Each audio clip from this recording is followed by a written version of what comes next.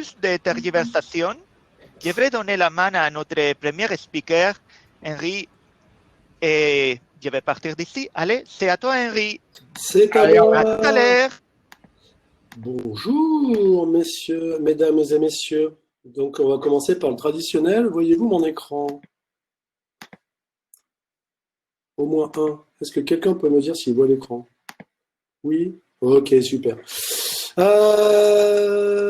Sébastien Blanc, sauvage en environnement, vient de popper.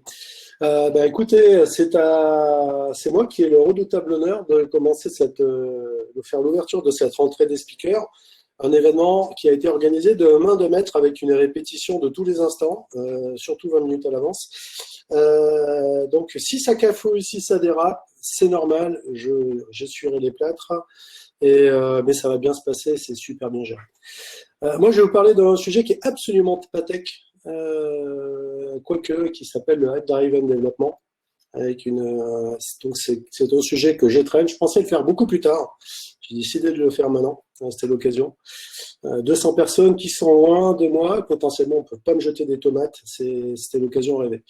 Hype Driven Development, alto feu, revenant à l'essentiel. De quoi ça parle? Donc, on va commencer par le traditionnel. Qui suis-je? Donc, j'ai été dev, j'ai fait de la QA, j'ai fait des ops. Actuellement, je suis Head of SRE chez Sagi. Mon petit Twitter, c'est HGomez. Le Hype Driven Development, qu'est-ce donc? Là, je parle. Alors, je suis très content de pouvoir en parler en sachant que justement, dans les Hype Driven Development, on est tous un peu des gens, justement, des influenceurs. Donc, un Philippe Charrière, un Sébastien Blanc, un Horatio, un François, ils influencent énormément. Qu'ils le fassent consciemment ou inconsciemment, ils influencent énormément. Le Hype Driven, c'est quoi? C'est des choix technologiques qui sont influencés par des réseaux sociaux. Donc, c'est la fameuse veille technologique qu'on connaît. J'ai lu un truc sympa sur Reddit. Je suis tombé sur un post sur Stack Overflow. Il y a Philippe Charrière, il a mis un tweet, ça déchire ça roule du poney. Donc, par des gros acteurs, il n'y a pas de lien de cause à effet, des grands acteurs. Et quand je parle de grands acteurs, c'est il y a des il y a des gens, des éditeurs comme Red Hat, il y a des éditeurs ou des fournisseurs de solutions, Azure, Google, Amazon, qui font de l'influence. Eux, pour le coup, je pense que c'est bien normal. Et puis par des personnalités charismatiques, j'en ai cité quelques-unes, nous en avons au moins 4 qui ont organisé ce talk. Donc ça peut être des personnalités charismatiques ou ça peut être juste des amis qui vous ont conseillé.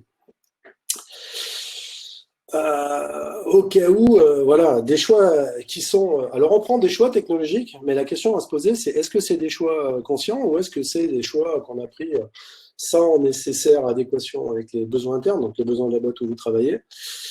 Je vais prendre des principes très bêtes. On n'a pas les problématiques d'un GAFA.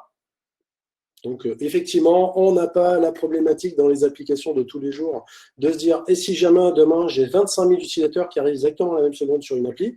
Par contre, très souvent, on va utiliser des piles de techno prêtes à gérer ça. On n'a pas les moyens d'un GAFA, donc on n'a pas forcément les moyens, quand je parle des moyens d'un GAFA, c'est qu'on n'a pas ni l'infrastructure, ni l'équipement humain, ni par exemple un bataillon de 10x développeurs, le fameux 10x développeur dont tout le monde parle mais que personne n'a vu. On n'est tout simplement pas un GAFA. Donc il y a des fois des sujets, des technos qu'on utilise qui sont pas en adéquation avec nos besoins. Un truc très important, la plupart d'entre nous, on fournit des services et pas des technologies. Donc, si j'exclus les gens qui travaillent pour des éditeurs qui fournissent du middleware, par exemple, je pense notamment à mes amis de Red Hat, on fournit des services, un service fini, consommable à des clients, et pas une technologie. Il y a une approche qui est un peu différente. Dans un cas, on travaille sur un besoin final. Dans un autre cas, on fournit une techno qui va servir à d'autres à fournir le service. Donc, c'est pas du tout là, c'est pas vraiment la même approche. L'amour du risque. Pourquoi j'ai dit que c'est l'amour du risque, le Hype Driven Development? Parce que c'est des choix parfois technologiques, des choix parfois risqués. On va pas se cacher la vérité. On utilise des fois des technos qui sont pas très sèches. Et là, je ne parle pas que de techno. Alors, à un moment donné, on faisait la boutade sur les gens qui utilisaient les frameworks JavaScript. Philippe, si tu m'entends, je sais qu'à un moment donné, tu avais tendance à penser beaucoup plus de solutions techno ou de nouveaux frameworks JavaScript que la communauté avait le temps de produire. Et c'est la réalité, c'est qu'il y a des technologies qui ne sont pas toujours sèches. Je dis ça avec le regard de quelqu'un qui a 54 ans, qui aura 55 demain, d'ailleurs, n'oubliez pas mon anniversaire, merci, et qui effectivement, à un moment donné, se disait « Oh, ça a l'air vachement sympa », et puis au fil des années, on apprend à se dire « Oui, on va attendre un petit peu que la peinture est sèche et on verra où on met les pieds ». Il y a une vraie question aussi sur les technologies sur le long terme. Le projet SuperRox qui brille dans le ciel, s'il est géré par un seul gars, on peut se demander qu'est-ce que ça deviendra sur le long terme. Sur la qualité, très souvent on prend les technos, mais on ne regarde pas qu'est-ce qu'il y a en termes de qualité, de code quality. Là, je dois avouer que j'ai passé quelques temps chez un éditeur dont c'était le credo.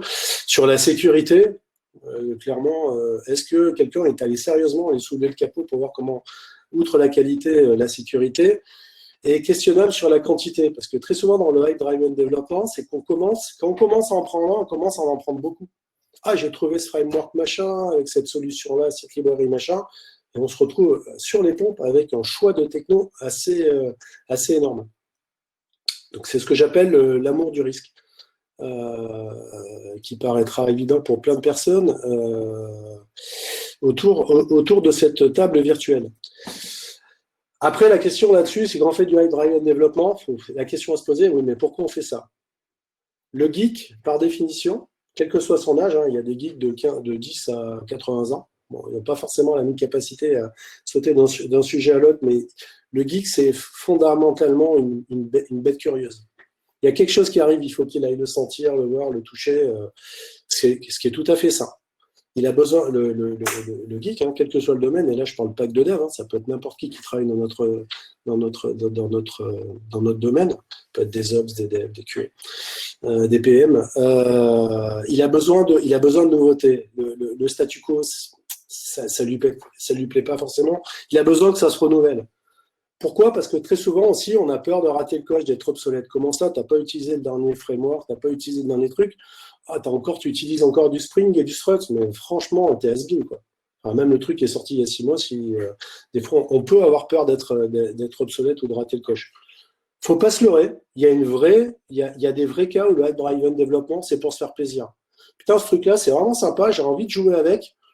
Je vais arriver discrètement, le poser dans un projet, ni vu ni connu, ça va être top. Et là, on commence à... Et c'est là où, clairement, les 3 sujets du haut, je peux les comprendre, les sujets du bas, ils m'inquiètent beaucoup plus. Les 3 suivants. Parce que si on a envie de se faire plaisir, il y a des soirées, il y a des week-ends, il y a plein de projets open source qui peuvent demander à ce qu'on vienne de mettre la main à la pâte. Prendre des trucs pas forcément secs pour se faire plaisir, il faut vraiment se poser la question. Il y a des gens qui font ça pour étoffer leur CV. Moi, je reçois souvent des CV de candidats. Quand je regarde ce qu'ils ont mis dans leur CV, je me dis, ces gens-là, ils ont 250 ans à peu près. Alors, soit c'est des gens hyper brillants, mais globalement, quand je vois la liste des sujets, je me dis, c'est des gens qui ont 250 ans. Parce que ça me rassure, parce que de notre côté, je vais enfin trouver quelqu'un qui est plus vieux que moi pour travailler avec moi. Mais ça m'inquiète un petit peu, quoi. Et puis, des fois, pour avoir des sujets à présenter, alors ça peut être dans des BBL, des talks, des conférences, effectivement, il y a des sujets qui sont plus vendeurs dans des conférences. Et là, il y a quelque part une vraie responsabilité des gens qui organisent les conférences. Est-ce qu'à un moment donné, on n'a pas créé un monstre en disant il faut de la nouveauté pour alimenter les talks d'après, et quelque part, on a amorcé un cycle potentiellement qui peut être infernal. Je regarde si j'ai des questions. Pas de questions, je continue. Ok, donc une fois qu'on a posé le comment, on va regarder est-ce que c'est grave. Quand on est là-dedans, on peut raisonnablement. Donc là, j'ai mis c'est grave, docteur. J'ai failli oser.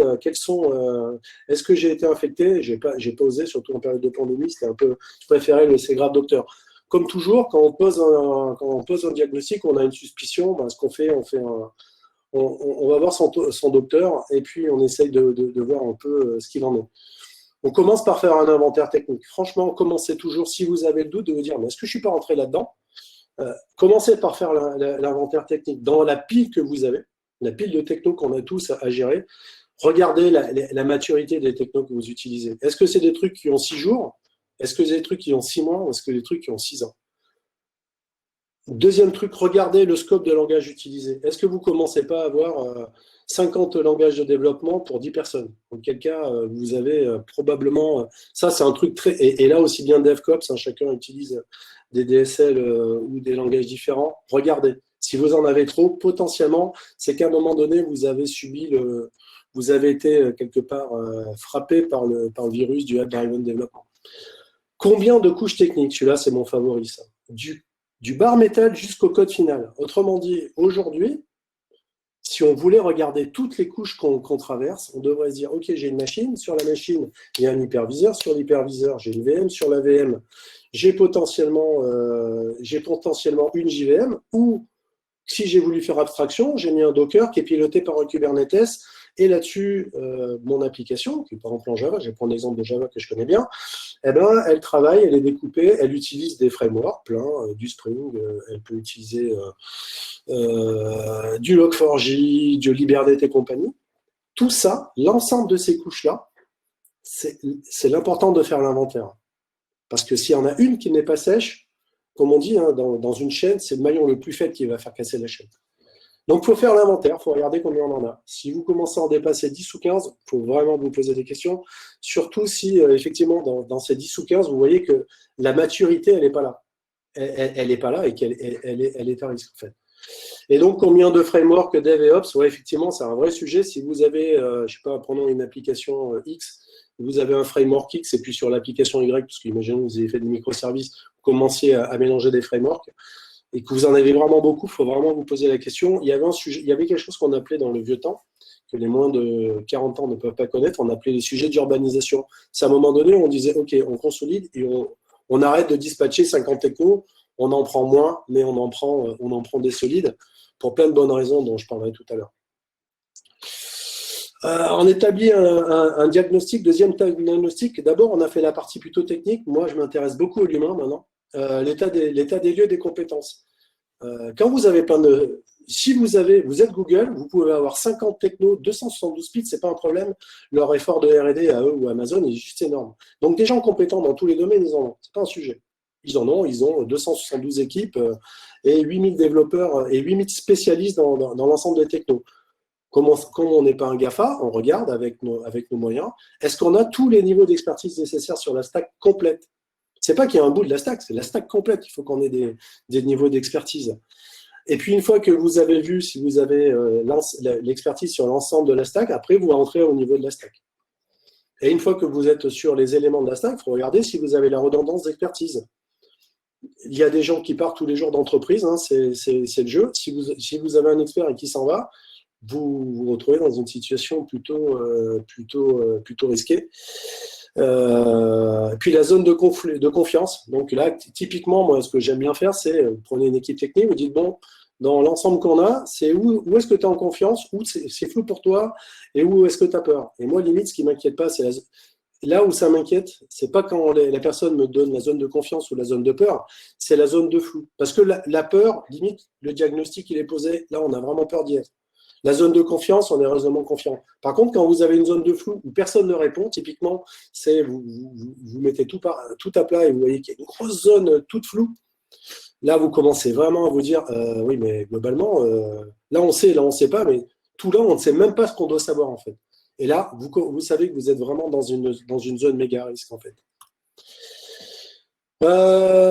Donc après il faut vérifier, il faut creuser, il faut passer à la radio, hein, au scanner, ou Dieu seul sait quoi. Typiquement, et ça c'est un truc qui peut aussi bien concerner les équipes de dev que les équipes d'opération.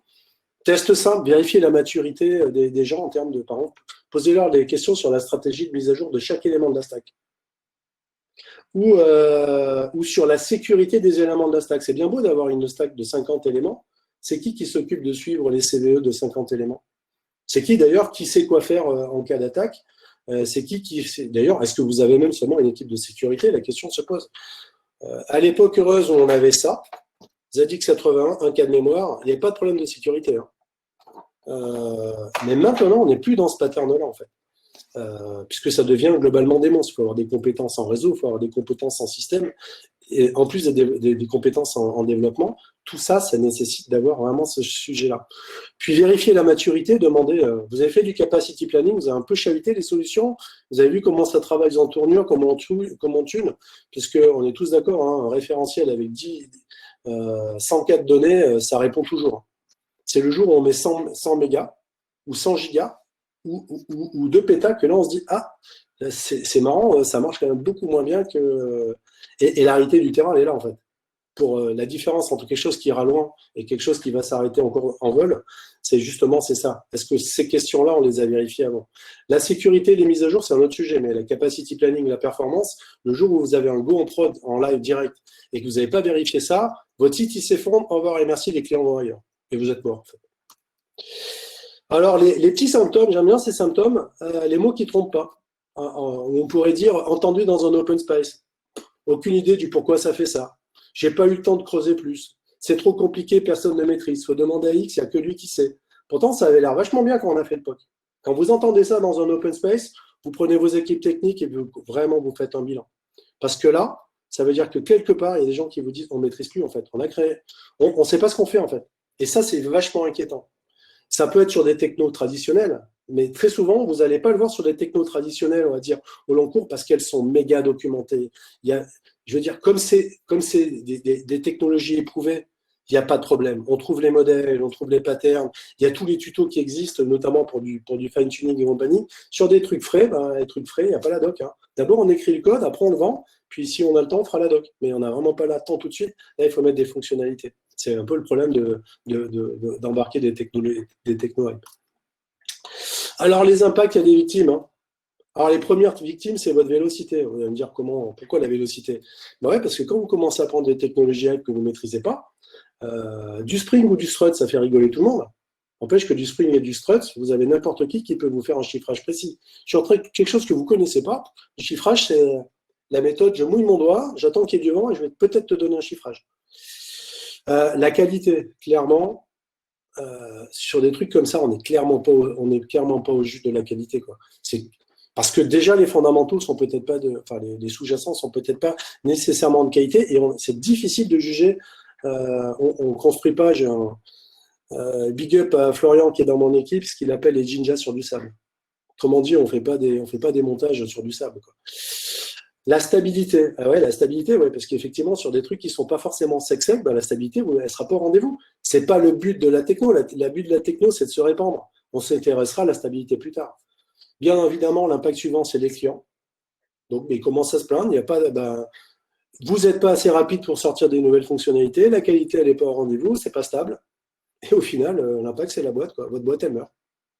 Elle meurt parce que les clients sont partis sans les voir ailleurs. Peut-être parce que le client, au final, ce qui l'intéresse, ce n'est pas la technologie qui est dans le moteur, c'est le service qui lui est rendu. Que vous ayez utilisé le dernier framework à la mode, il s'en fout, regarde. Lui, ce qu'il veut, c'est quand il clique, ça répond et qu'il n'ait pas des 404, des 500 ou juste le sablier qui tourne sans réponse. Donc, pour nous qui sommes dans le métier, l'important, c'est de faire bien avec les dernières technos. Pour le client, c'est il clique et ça répond. Et on a tous été dans ce mode-là. Hein. Vous, quand vous allumez votre voiture, vous ne voulez pas savoir ce qu'il y a sous le moteur. Vous voulez juste vous assurer que le matin, qu'il fasse, qu'il pleuve, qu'il neige ou qu'il vente, votre voiture démarre. Et pas qu'il y ait la dernière technologie dans l'injecteur. La réalité, c'est ça pour les clients. Des fois, on a tendance à le perdre de vue, mais le client, lui, il veut juste que ça marche. Le hype driven commence sans prémunir. L'innovation, c'est un risque majeur sans encadrement. L'innovation, c'est capital dans les boîtes IT.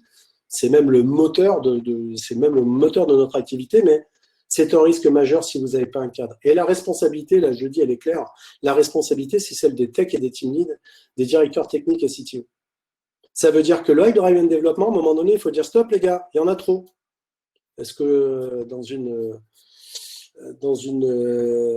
un mojo d'un de mes anciens boss qui disait choisir ses combats. C'est sûr qu'il y a plein de technos sympas dans le front, dans le back, dans les opérations, mais à un moment donné, on choisit ses combats. Quoi. On ne peut pas tout prendre. Parce que si on est en train de partir globalement, on part d'un socle connu vers un socle à multiples inconnus, on meurt. Et ça, à un moment donné, c'est l'ensemble des tech leads, les tout premiers, la première ligne de défense, c'est le tech lead. C'est lui qui dit, écoutez, le truc, il est pas sec, on n'y va pas. Ensuite, le team lead, qui lui est censé globalement gérer l'effort de développement au niveau de l'équipe. Puis les directeurs techniques et les CTO, qui eux ont plus une responsabilité en termes de ce qu'il y aura en termes de delivery, en fait. Un truc méga important, laissez le temps de la montée en compétences. La techno qu'on a découvert sur Stack Overflow le lundi, on ne la passe pas en prod le mardi ou le mercredi suivant. On prend le temps de monter en compétences. Et si on n'a pas le temps de faire cet effort-là, de monter en compétences, on n'y va pas. Clairement, on part pas. Personne ne prend sa voiture en mettant un baillon en disant tiens, je file sur l'autoroute, je vais voir combien de temps je reste en vie. Là, c'est exactement la même image. Vous ne laissez pas le temps à vos équipes de monter en compétences sur un sujet qui n'est pas nécessairement très sec, c'est le mur, quoi, assuré. On a dit que le geek était un animal curieux, créatif. Il faut la guider, cette créativité. Un très bon pattern, si elle est hackathon. Il faut trouver le format des hackathons, la durée, pas en faire trop, pas en faire trop peu, mais il faut à un moment donné que les gens puissent s'exprimer. Et un conseil que je vous donne, quand vous êtes sur une technologie comme ça, il ne faut pas le mettre au cœur de votre applicatif. Vous trouvez un truc à la marge, à l'extérieur, qui s'il ne marche pas, ce n'est pas grave, ce n'est pas la fin du monde. Mais vous assurez qu'on commence à l'apprendre et à le voir, et on ne le fait pas au cœur du produit, on le fait autour en périphérie. Et justement, ça permet de voir si on arrive à embarquer des gens dedans, à l'utiliser, et au pire, si ça ne marche pas, on le jette, ce n'est pas grave. Du code qu'on jette, on le fait tous les jours, ce n'est pas grave. Mais on ne vous le mettez surtout pas au cœur de votre applicatif. Comment s'en prémunir aussi, évaluer complètement la gouvernance de la solution. Le truc qu'on a trouvé, c'est quoi qui la drive, cette solution? C'est quoi? C'est un gars dans un coin, c'est une fondation, il y a un éditeur. Ok, il y a une fondation, on est serein. Il y a un éditeur, on est serein. C'est deux gars dans un coin qui le font et puis on n'est pas sûr qu'ils n'arrêtent pas. C'est une zone vraiment de risque. On regarde la qualité et la sécurité. Est-ce qu'il y a des gens qu'on limite? Est-ce que, par exemple, sur leur page GitHub ou GitLab, il y a des badges qui disent la code quality ou les failles de sécurité? Si ça n'y est pas, on évite. Si on a le temps, c'est ce qu'on faisait dans l'ancien temps. Moi, je l'ai eu fait à l'époque. Je prenais le code, je l'ai analysé par exemple sur un SonarCube s'il n'était pas analysé. Si je voyais qu'il y avait comment on appelle ça, les indicateurs n'étaient pas bons et que ça ne bougeait pas, et je l'analysais dans un coin, je mettais une CI dans un coin, je vérifiais, je voyais que la qualité n'était pas bonne, je ne retenais pas tout simplement parce que ça ne matchait pas. Un autre truc important, est-ce qu'il y a de la doc? Est-ce que sur ce truc-là, la doc, c'est quelque chose qui viendra demain ou après-demain? S'il n'y a pas de doc, de toute façon, vous allez perdre des gens en cours de route. Un petit sujet qui m'est cher, les performances. Le meilleur truc du monde, s'il rame, il ne faut pas y aller, clairement. Parce que si ce n'est pas vous qui vous en plaignez, ça sera vos utilisateurs. Vos équipes d'opération, dans les deux cas, vous avez des soucis à vous faire. La courbe d'apprentissage et d'adoption. Là aussi, un truc très important. Il y a une époque, j'avais encore des cheveux. J'étais architecte dans une société. Quand je trouvais des solutions, des technos, je jouais avec mon niveau d'architecte et je regardais globalement dans le scope des gens qui travaillaient dans l'équipe, enfin dans l'ensemble des développements, me dire est-ce que la techno, la marche, elle n'est pas trop élevée pour l'ensemble des gens? Parce que la meilleure techno du monde, s'il n'y a qu'une personne ou deux personnes, enfin il y a 10% de votre équipe de dev ou de votre équipe d'opération qui est capable de l'absorber, il faut la jeter tout de suite. Ça veut dire que vous avez un truc super bien qui rocks, mais il ne sera pas adopté. Il ne sera pas adopté et surtout, il ne sera pas compris. Ça veut dire qu'au pire, si vous obligez les gens à l'utiliser, ils vont mal l'utiliser. Et là, c'est la guerre. C'est soit la guerre, soit la mort, parce qu'au final, vous allez avoir ça va être limite contre-productif. Une mauvaise techno mal utilisée, c'est pire que pas de techno du tout. Et puis, on n'oublie pas, effectivement, est-ce qu'il y aura des formations disponibles directement ou indirectement? Il y a des technos, il n'y a pas de formation du tout, il n'y en aura pas. À un moment donné, pour faire de la pédagogie au plus grand nombre, soit vous avez des formations disponibles, je vous invite tous à regarder votre compte formation, il y en a plein disponibles, il y a très bons acteurs là-dessus. Avec une formation, j'ai coutume de dire, les formations ne vous apprennent pas à utiliser une solution, elles vous apprennent surtout ce qu'il va ne falloir pas faire avec la solution. Et les conseils qu'on vous donne, n'utilisez pas ce truc-là de cette manière, ça vaut tout l'or du monde parce que généralement, c'est ce que vous allez faire dans la vraie vie et vous allez perdre 6 mois, 1 an ou même plus à le faire bien. Donc, les formations, c'est juste la garantie que vous allez faire directement toutes. Très bien. Et ça, c'est hyper important. Et on est dans un mode où maintenant, il y a effectivement des fois des relais de formation plutôt assez rapidement. Mais pas pour le truc qui est sorti il y a 15 jours, c'est sûr. Donc en conclusion, le hype-driven développement, innover oui, mais sous contrôle. Coutume de dire, il y avait un vieux principe à un moment donné qui disait la confiance s'exclut pas, le contrôle est réciproquement. Ça reste beaucoup plus vrai aujourd'hui qu'à l'époque où je faisais ça, où on disait ça. Il faut innover, oui, parce que sinon on passe à côté de techno, on passe à côté de solutions, on passe à côté de vraies réponses à des besoins, mais pas n'importe comment, pas sans ordre et pas sans méthode. Si vous avez 10 techno-hype sous la main à utiliser dans l'année, prenez-en une, sélectionnez-la et allez au bout de la solution. Et vous mettez les autres de côté. Il y a des grandes chances que sur les 9 qui restent, il y en a 8 qui soient morts l'année prochaine. C'est pas grave. Vous avez retenu une, vous êtes monté en compétence. Collectivement, il ne s'agit pas d'avoir une star et puis les autres qui rament derrière. Il faut que ça soit collectif. Hein. L'adoption de trucs comme ça, c'est toujours collectif, mais sous contrôle. Là aussi, rappel, l'énorme responsabilité de l'ensemble du management tech sur des sujets comme ça. Il faut gérer tech lead, team lead, head of, CTO, directeur technique, surveiller ça comme le lait sur le feu, quoi. Si vous ne laissez pas faire, ça va déborder, c'est sûr. La question, c'est même pas c'est quand, c'est même pas si ça va déborder, c'est à quel moment ça va déborder, et avec des effets de bord terribles potentiellement pour la survie de vos clients ou même la vôtre en fait.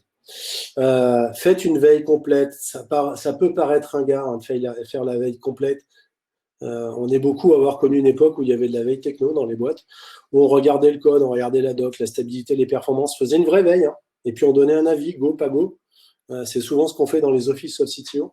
J'ai connu dans au moins 3 boîtes ce truc-là.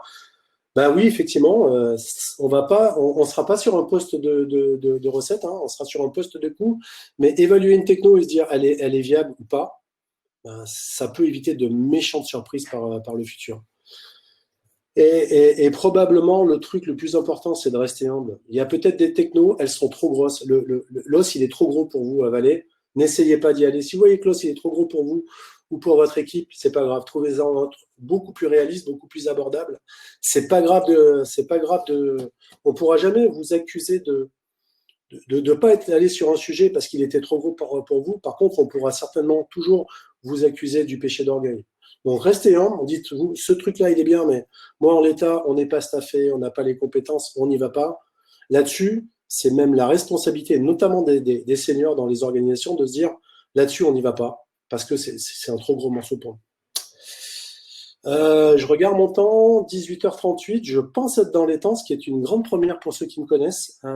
Donc maintenant, je vais accueillir vos questions. Ne pas oublier la santé de la communauté aussi si c'est un projet OSS, tout à fait. Un projet open source, s'il n'y a pas de communauté, c'est juste un projet sur lequel on va les sources. Est-ce qu'il y a beaucoup d'exemples de technologies qui seraient mortes posant de vrais problèmes? Je ne sais pas. Moi, je peux vous en donner une que je pratique encore tous les jours, Mesos. C'était vachement bien. Hein. C'est mort. Il y en a plein. On pourrait parler de tous les gens. Est-ce qu'il y a des gens dans l'assistance qu'on fait? Je vous demande juste un plus un qu'on fait du GWT ici.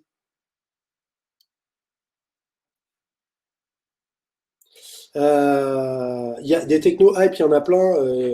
Sur des sujets d'opération, je pourrais vous en donner. Je pense à Mesos, mais il y en a d'autres. Il y en a en techno, il y a beaucoup, il y a certains des éditeurs, dont je tairai le nom, qui ont une vraie spécialité à lancer des sujets en disant c'est vraiment la technologie qui va faire la différence dans les années à venir. Je donnerai pas de nom, hein. Ils sont pas sponsors, je pourrais le dire, mais je ne le dirai quand même pas. Et puis le truc, il disparaît en catimini au bout d'une conf et tout. Voilà, il y a des gros acteurs, mais des acteurs majeurs qui font ça très souvent. Là, en l'occurrence, clairement, hein, soyez pas dupes. Hein. On ne demande pas à ce que vous travaillez sur la technologie, on demande à ce que vous soyez early adopter et vérifier s'il y a une appétence pour la techno. Et si c'est pas mort, comme ces gens-là, ils ont beaucoup de pognon, ils n'hésitent pas à tuer tout ça du jour au lendemain. Mais vous, si vous avez juste fait tout votre applicatif avec toutes vos solutions et vous êtes avec, vous n'aurez peut-être pas la facilité de dire à vos clients, ah bah écoutez, il y a il y a monsieur G qui a arrêté de la techno, donc on va devoir tout réécrire. Le client, il s'en fout. Hein. C'est votre problématique, l'implémentation, c'est pas la sienne. Sans early adopter une nouvelle techno ne peut pas devenir viable car elle n'a pas assez d'utilisation pratique et de feedback. Oui, effectivement, il faut concilier les deux visions. Donc, et c'est pour ça que je dis la meilleure façon d'utiliser une nouvelle techno, c'est probablement de la mettre en périphérique de vos applications. Si vous la mettez au cœur et que vous plantez, vous tuez le cœur de votre application. C'est vraiment un méga dangereux, quoi. Comment éjecter quelque chose de trop hype qui a été en cachette? Je l'aime bien, celle-là. Ben, je pense que il y a deux façons de faire. Soit vous prenez le bâton, je vais pas la prendre, j'ai ma batte de baseball J-Frog, et vous tapez sur la tête des gens. C'est pas la meilleure façon de le faire. Instantanément, ça vous fait du bien, mais c'est pas la meilleure façon. Il faut expliquer le pourquoi. Le truc, c'est faut le détricoter et le retirer, et surtout expliquer aux gens.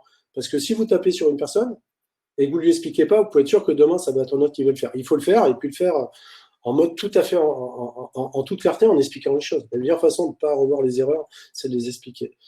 Est-ce que le Hype Driven ne sert pas aussi d'outil de revue pour les... Bonne question, Sam. Je pense que le Hype Driven développement, c'est aussi une façon de dire, regardez, on fait des trucs hype. C'est un des effets pervers du Hype Driven. Franchement, c'est vachement dur de développer, de recruter des profils si vous dites que vous faites du Struts. Par contre, il y a des bots qui font des trucs super bien en Struts. Plutôt ST ou Amiga. Merci Julien Viette. Je m'attendais à celle-là. Donc, Julien, je n'ai pas oublié, j'ai pris l'Amiga. Même si vous connaissez ma machine de cœur, c'est celle-là. Le même fabricant, mais pas la même équipe. Mais là, je pense que Julien t'a posé la question la plus importante, de la session. Je regarde, il y a une autre question. D'où l'intérêt de rendre agnostique le cœur d'une app au framework autant que faire se peut. Éviter le couplage. Éviter notamment une erreur courante, c'est de dire de confondre le contenu et le contenant. Est-ce que je dois utiliser quelque chose ou est-ce que je dois rentrer dans ce quelque chose? Si vous êtes dedans, vous êtes mort, vous n'êtes déjà plus agnostique. Et ça, c'est vraiment des sujets où il faut avoir des seniors. Alors, seniors, ça commence à... J'ai connu une époque où senior, c'était à 55, maintenant c'est plutôt à 40, donc tous les quadras, hein, vous êtes déjà des seniors. C'est un vrai sujet où des seniors, ils vont sentir le truc en disant, les gars, on n'y va pas, et qu'ils expliquent aux jeunes. Parce qu'en toute honnêteté, les juniors qui ne comprennent pas, c'est juste normal, mais il faut leur expliquer, quoi. Comment tu évites la hype gratuite pour rendre ton pitch sexy auprès des invests quand tu es une startup? Ludovic Pio. Je ne répondrai pas à cette question. Mais je vous remercie On en parlera devant un gros godet, Ludo. Qu'est-ce qu'il y avait encore comme question? Si vous n'avez plus de questions, messieurs les organisateurs, est-ce que j'ai fini mon tour?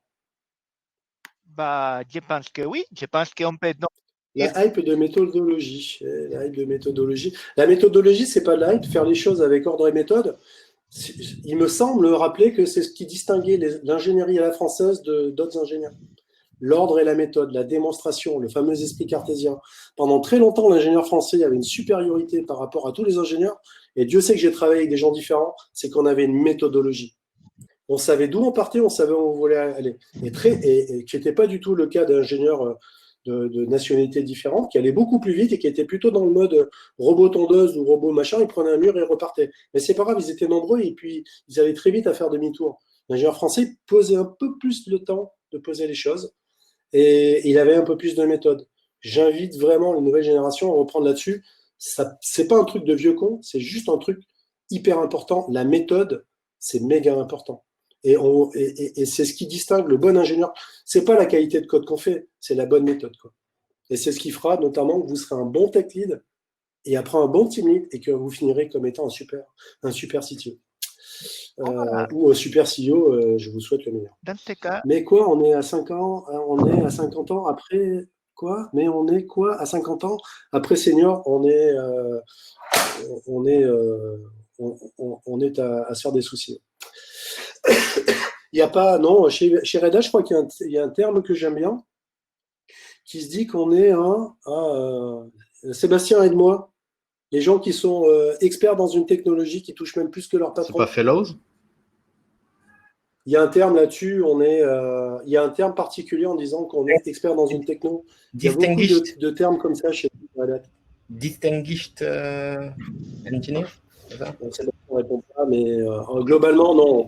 On est après senior, il y a elder, non. Il n'y a pas de bon sens. C'est pour ça qu'à un moment donné, on passe de faiseur à organisateur, parce que un truc qui est certain, c'est qu'on sent beaucoup plus ces emmerdements arriver à 50 qu'à 40 ou qu'à 30. À 30, on met le nez. À 30, globalement, on va dire, on met le nez dedans. À 40, on se dit au secours, et à 50, on se dit on n'y va pas. Donc c'est juste voilà. Horatio, je te laisse. Voilà, je vais vous laisser. Depuis 45, toi. C'est top. On a un petit quart d'heure pour discuter autour des tables et à la fin de ce quart d'heure, vous m'entendez au fait? Je ne sais pas si vous m'entendez. Oui, Ok. Ouais, Donc, ouais. on a un petit quart d'heure pour discuter et à la fin de ce quart d'heure, on va basculer vers le deuxième talk dans les liens que j'ai mis dans le chat. Donc, on revient sur les petites tables et dans un quart d'heure, on bascule dans la salle suivante. À tout à l'heure.